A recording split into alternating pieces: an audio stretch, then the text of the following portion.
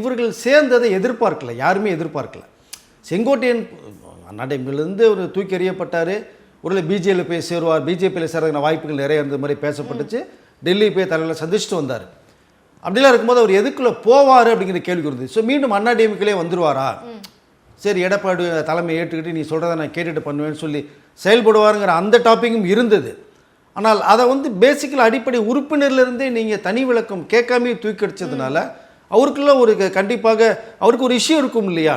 ஏன்னா இப்போ நேற்று வந்தவர் இல்லை, ஒரு தடவை 2 தடவை சட்டமன்ற உறுப்பினர் இல்லை, 9 முறை இருந்தவர், 50 வருடம் அவருடைய அரசியல், அது அவருடைய வயசில் கிட்டத்தட்ட 3/4 பாகம் அரசியலுக்காக வாழ்ந்தவர். அப்போ 2 பேர் மக்களையும் தனி செல்வாக்குள்ளவர். அண்ணாடிஎம்கேல ஒரு அமைதியானவர், அன்பானவர், பாசமானவர்னு செங்கோட்டையன் பேர் எடுத்தவர். அப்படிப்பட்ட ஒரு நபர். அப்படிங்கும்போது இப்போ இவர்கள்லாம் சேர்ந்தது மற்ற அதாவது டிவிகே விஜய்க்கு மிகப்பெரிய ஒரு பலம், யானை பலம் வந்தது மாதிரி. பூனை பலமாக தான் இருந்தார் விஜய் சொல்லப்போனால். இப்போ ஒரு தனி யானை பலம் வந்தது மாதிரி இருக்குது அவருக்கு. அதனால் கண்டிப்பாக இவரெல்லாம் சேர்ந்தது இனிமேல் சேரப்படக்கூடிய மற்றவர்கள் சேரப்போகும்போது மற்ற எல்லா கட்சியிலையுமே ஒரு மாதிரி ஒருவித பயத்தை தான் உருவாகியிருக்குன்னு தான் நான் பார்த்த வரைக்குமே எனக்கு தெரியுது.